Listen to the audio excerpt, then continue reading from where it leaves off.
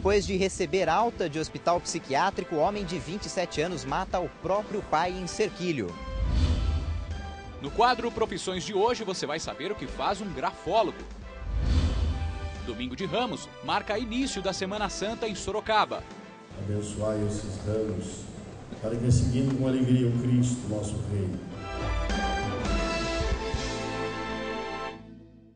Olá, muito bom dia. Começa agora mais um Noticiedade Manhã, que hoje completa o primeiro mês de exibição ao seu lado. Obrigado por nos receber aí na sua casa com carinho e o merecimento da sua audiência. E a gente começa essa primeira edição da semana com as informações do trânsito.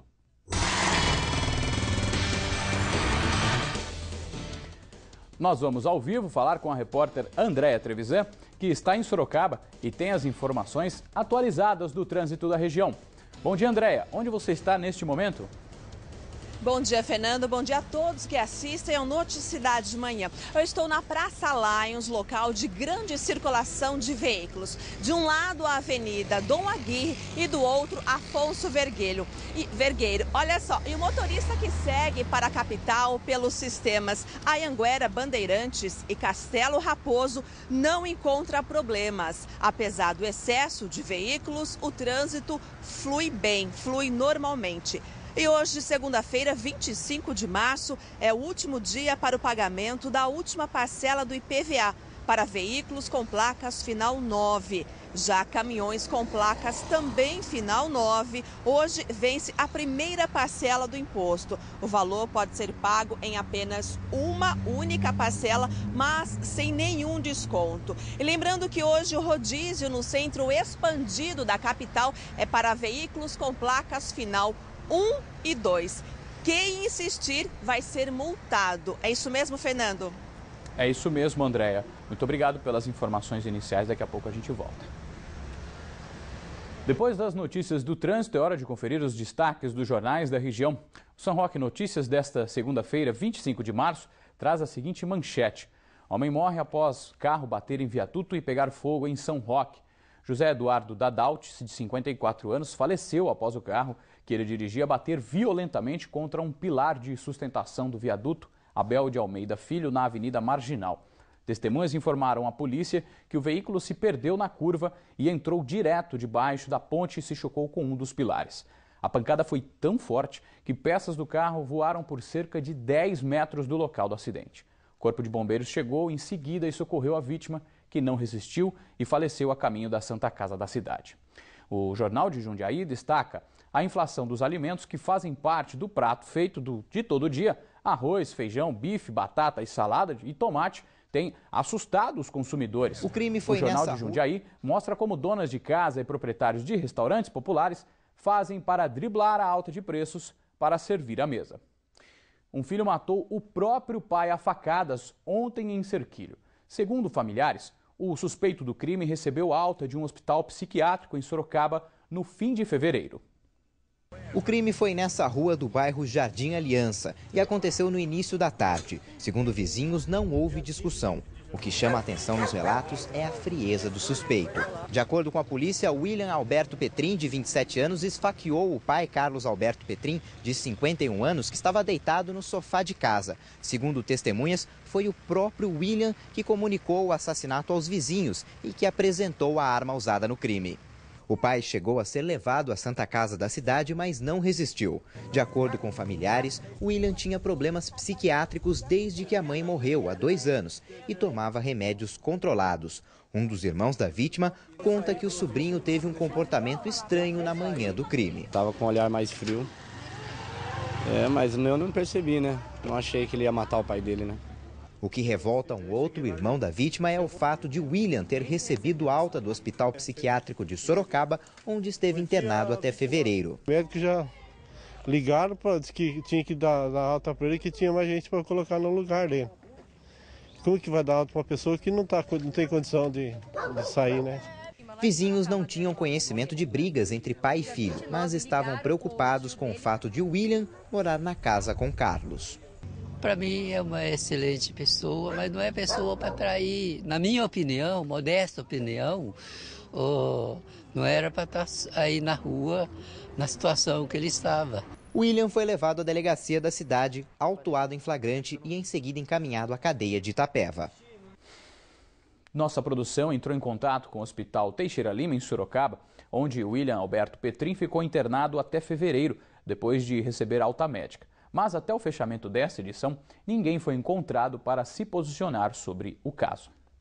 Um menino de 10 anos morreu em um acidente entre uma moto e um ônibus em Jundiaí. Segundo a polícia, a motocicleta que era conduzida pelo avô do menor colidiu contra o ônibus no bairro Novo Horizonte. Ele chegou a ser socorrido pelo SAMU, mas não resistiu. O avô teve ferimentos leves e o motorista nada sofreu. A polícia ainda não sabe o que motivou o acidente. Em Várzea Paulista, um comerciante foi morto a tiros no Jardim América. De acordo com a Guarda Municipal, a vítima estava em um bar quando o passageiro de um carro desceu e efetuou 3 disparos. Ele foi levado para o Hospital São Vicente, em Jundiaí, mas não resistiu. Já em Sorocaba, um homem também foi morto a tiros no Jardim Botucatu. Segundo a polícia, o corpo dele foi encontrado em um trecho de terra. Até o momento, ninguém foi preso. E agora vamos saber o que é notícia no Brasil, direto do estúdio do SBT Manhã com Karina Pachega. Um ex-policial militar foi assassinado na zona norte de São Paulo. Valério Dantas Lacerda, de 41 anos, deixava o filho de 13 anos na casa da ex-mulher, na região do Jaçanã, quando foi surpreendido por 2 suspeitos. Os criminosos dispararam 3 vezes contra o ex-PM e fugiram a pé sem levar nada. Lacerda foi atingido no peito e na cabeça. Chegou a ser levado para o hospital, mas não resistiu. 2 homens e uma mulher foram presos em flagrante por roubo e sequestro relâmpago no bairro Novo Horizonte, em Iperó. Segundo a polícia, os suspeitos abordaram um motorista em Sorocaba, no bairro Vila Helena, e anunciaram o assalto. Depois disso, seguiram com ele para Iperó e tentaram fazer saques com os cartões de crédito, mas não conseguiram. A vítima conseguiu fugir e chamou a polícia, que deteve os suspeitos no bairro. Eles foram levados para a delegacia da cidade. Em Laranjal Paulista, 3 menores armados com um revólver foram apreendidos por roubar um supermercado no centro da cidade. 3 funcionários estavam no local quando os suspeitos anunciaram o roubo. Segundo a polícia, eles tentaram fugir em um carro roubado, mas foram detidos quando abasteciam o veículo em um posto na rodovia Marechal Rondon. Foram apreendidos ainda aparelhos celulares, chips e mais de R$ 1.500. Os adolescentes foram levados para a delegacia e agora ficam à disposição da justiça. Um outro supermercado também foi alvo de um assalto em Campo Limpo Paulista, no bairro Botujuru. Segundo a polícia militar, um homem simulou que estava armado para praticar o crime e levar R$ 600 em dinheiro. Até o momento, ninguém foi preso. E um homem e 2 menores foram apreendidos por tráfico de drogas no bairro Coab, em Tietê. Segundo a polícia, com eles foram apreendidos 50 papelotes de crack, 2 celulares e R$ 140. O homem foi levado para a cadeia de São Roque e os menores foram encaminhados à vara da infância e juventude. Uma família do Jardim Primavera, em Votorantim, levou um susto nesse fim de semana. Um carro invadiu a calçada e só parou depois de quebrar o muro da casa. Parte do carro ficou na calçada, onde atingiu uma mulher e 2 crianças. Segundo testemunhas, o motorista descia a rua movimentada e, ao fazer a curva, perdeu o controle e invadiu o local. A casa não chegou a ser atingida, o que não livrou os moradores de um susto. Na hora eu estava dormindo, só escutei a porrada no muro e a hora que eu levantei para sair para fora já estava tudo destruído, o carro batido no muro. Eu me assustei, né? Porque tem minha filha, meu sobrinho pequeno, minha filha tem 9 meses também, tem meu outro sobrinho, filho dele, de 6 meses. A gente fica direto nesse canto da casa, cara, se o cara pega e acerta eles aí. De acordo com a polícia, o homem que estava sozinho no veículo fugiu sem prestar socorro. A mulher que estava na calçada teve ferimentos leves e foi levada ao PA de Votorantim e teve alta. Felizmente, as crianças não tiveram ferimentos. Em São Roque, um carro bateu na traseira de um ônibus que transportava 44 passageiros. Segundo a polícia, o ônibus saía do acostamento na rodovia Raposo Tavares quando foi atingido pelo automóvel. O motorista do veículo teve ferimentos leves. Os passageiros e o condutor do ônibus não tiveram ferimentos. Em Boituva, um caminhão desgovernado atingiu o muro da base do Corpo de Bombeiros, que fica na Avenida Mário Pedro Vercelino. Segundo a corporação, o caminhoneiro estava embriagado e perdeu o controle do veículo. 3 automóveis que estavam estacionados no local foram atingidos, mas ninguém ficou ferido. O homem foi levado para a delegacia e passou pelo teste do bafômetro, que apontou o nível alcoólico acima do permitido. Ele foi preso em flagrante e encaminhado para a cadeia de Itapeva.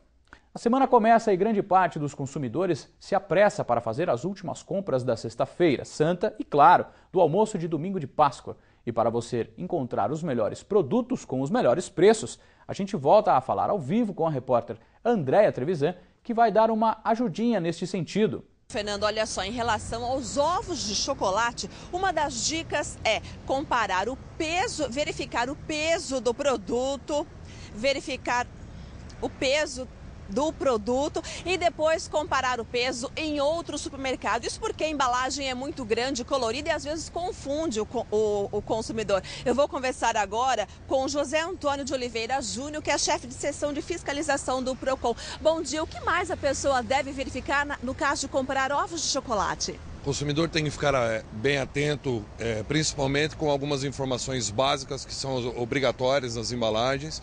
Primeiramente, o preço, prazo de validade, a certificação dos brinquedos, nos casos de ovos que contêm brinquedos, indicação de faixa etária, informação obrigatória se esses produtos contêm ou não glúten. É o que você comentou, no caso dos brinquedos, isso é essencial, né? Por causa da faixa etária. Tem peças pequenas que podem até machucar uma criança. Exatamente, por isso a informação é obrigatória e se não houver a informação, tem que ter a especificação do porquê da não informação ou o risco que esse brinquedo possa apresentar à criança. Agora, nesta época do ano, o peixe é um produto, é um alimento muito consumido. Na hora de comprar o peixe fresco, no que a pessoa deve observar? Principalmente a textura do peixe, né, a coloração, observar se os olhos não estão acinzentados e muito murchos. E lembrar que todo peixe tem que ter a informação de sua origem, seja ele embalado, seja ele através do balcão. Lembrando bem que ele deve estar sempre bem refrigerado, bem protegido. Então o consumidor tem que ficar bem atento aí aos preços e essas informações para não ser surpreendido. No caso do peixe fresco, ele deve estar bem acondicionado no balcão refrigerado, como você falou, e às vezes até com gelo em cima, né? Exatamente. Os comerciantes têm que prestar bastante atenção e o consumidor aí nessa hora é o que tem que fiscalizar. Os peixes têm que estar acondicionados no gelo, porque é um produto muito sensível, não é? E se ele não estiver bem acondicionado, o consumidor certamente terá um prejuízo. No caso do peixe congelado, o que peso deve constar na embalagem? É o peso líquido, ou seja, não pode ter muito gelo, né? Na verdade, isso é outra coisa que o consumidor também deve ficar atento. Observar se não há dentro da embalagem muito gelo. Se há muito gelo é porque houve a adição de muita água. Então o consumidor deve estar atento, o peixe deve estar sequinho, congelado, bem firme, para indicar que esse peixe está de fato congelado e lembrando que essa embalagem tem que ter a informação da origem e o preço do produto. Ok, muito obrigada pelas informações e na dúvida procurar o Procon da sua cidade. Cerca de 200 quilos de caramujos africanos que podem transmitir a meningite foram coletados durante uma ação da Prefeitura de Araçoiaba da Serra no fim de semana. Agentes de saúde e voluntários estiveram no mutirão de combate à dengue e caramujo no bairro Araçoiabinha. Eles visitaram diversas residências em busca de caramujos e criadouros do mosquito Aedes. Durante a ação, também foi feito um trabalho de conscientização com os moradores. Agora a gente muda de profissão com uma pergunta. Você sabe o que é um grafólogo?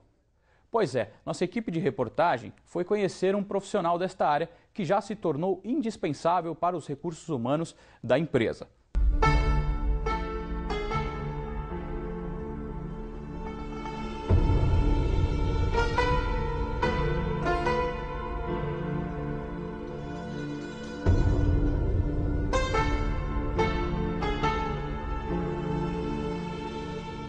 Mesa pronta para leitura, mas não é só passar os olhos no texto. Ana Cecília é grafóloga. Ela analisa tudo que a sua escrita diz sobre você. Para isso, ela usa lupa, esquadro e até um microscópio eletrônico. Ela é formada em pedagogia e fez um curso de especialização na Argentina, que durou 3 anos.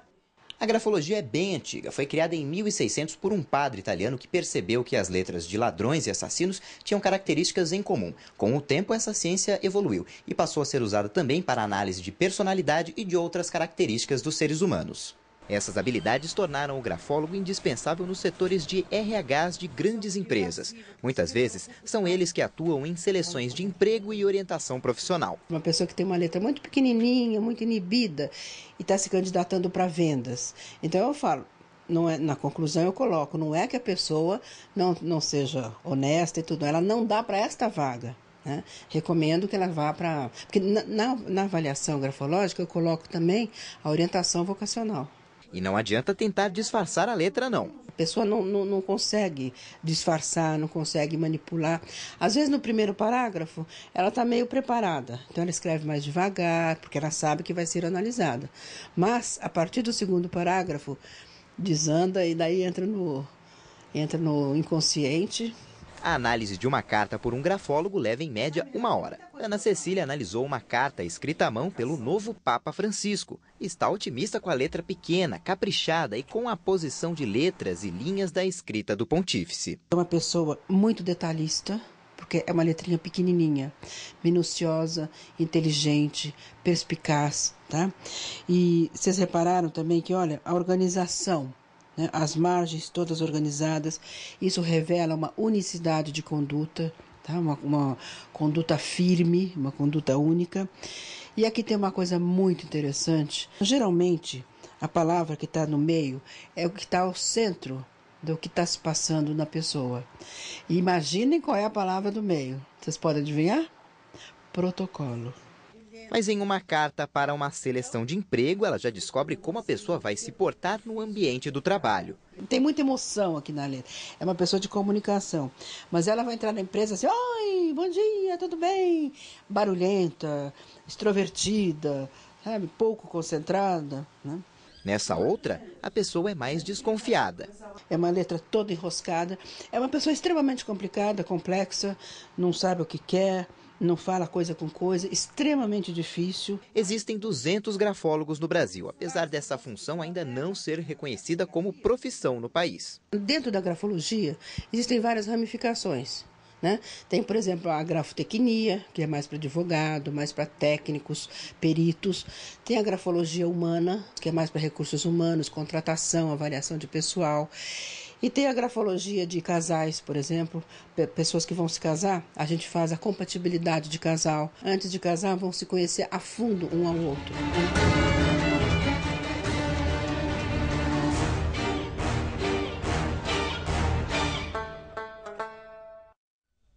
Papel e caneta na mão, segunda-feira você já sabe. O Noticidade Manhã mostra as vagas de emprego disponíveis na região. Confira!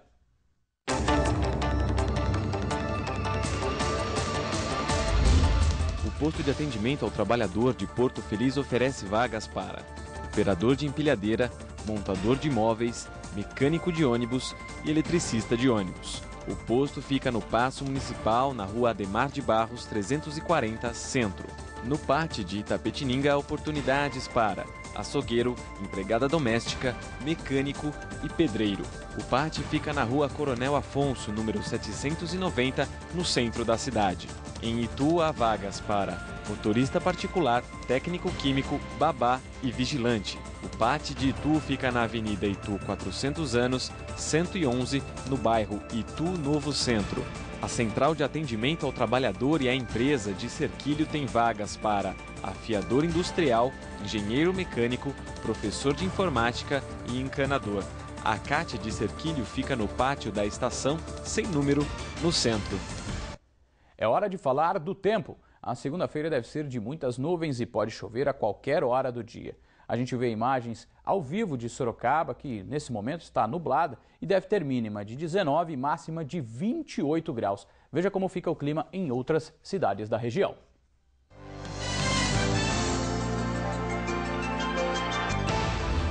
Em Tatuí, a mínima é de 19 graus e a máxima é de 30. Tietê tem a mesma temperatura.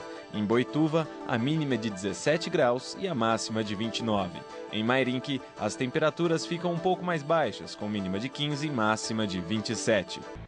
A Liga Sorocabana de Basquete conseguiu a recuperação no Novo Basquete Brasil ao derrotar o Suzano no sábado.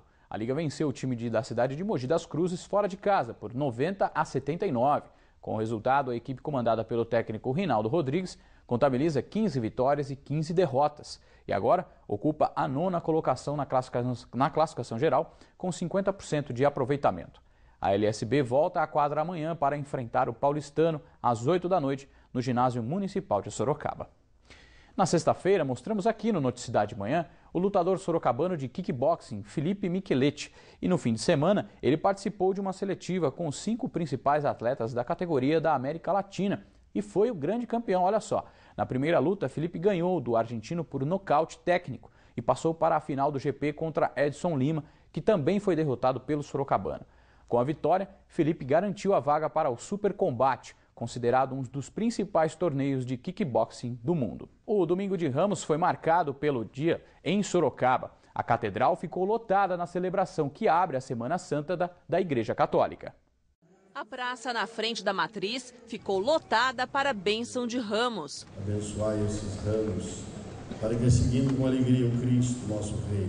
Em seguida, os fiéis fizeram uma pequena procissão para relembrar a passagem bíblica quando Jesus chegou a Jerusalém. Marca a Páscoa do Senhor, né? Um momento tão importante em que ele se entregou na cruz, né? Para salvar nós.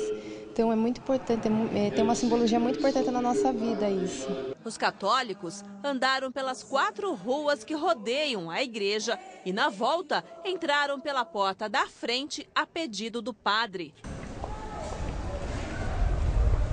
Galhos e ramos enfeitaram o corredor principal. A missa da Paixão de Jesus, a mais esperada do dia, foi realizada às 10 horas da manhã e celebrada por Dom Eduardo Benes de Sales Rodrigues, há 8 anos, nomeado pelo Papa Bento XVI, arcebispo de Sorocaba. Celebrando o Domingo de Ramos com alegria, celebramos que sabemos que ele entrou e deu a vida para mudar o mundo, mas não por via externa, de exército, de leis, mas mudando o coração das pessoas. A Catedral Metropolitana Nossa Senhora da Ponte ficou lotada de fiéis que iniciaram neste domingo as celebrações da Semana Santa. Nós nos lembramos do dia que Jesus chegou em Jerusalém e foi aclamado, foi aplaudido, foi ovacionado. Parecia que todos eram discípulos dele.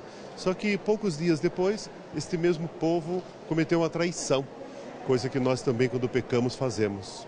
O renascimento de Jesus, né? Ter Cristo no nosso coração e buscar paz. Há 28 anos, o Domingo de Ramos é considerado pela Igreja Católica como o Dia da Juventude. Por isso, o Papa aproveitou a ocasião para fazer o anúncio oficial da viagem ao Rio de Janeiro.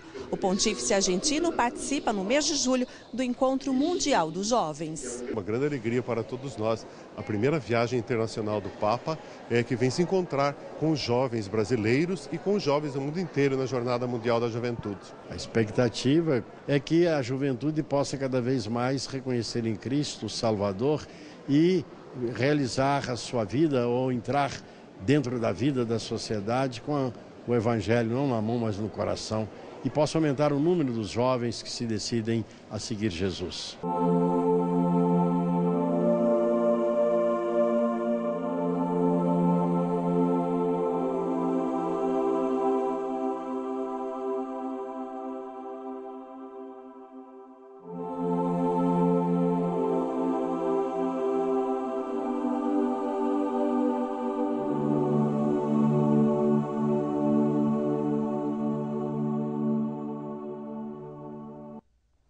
Nada melhor que uma trilha como essa para começar a semana e espantar os males, não é verdade? Terminou o Noticidade Manhã. Outras notícias da nossa região você tem logo mais à 13h no Manchetes Noticidade com Nolan Robertos. E a gente encerra esta edição com imagens ao vivo da Praça Lions em Sorocaba. Um excelente começo de semana para você e sua família. Saúde e sucesso!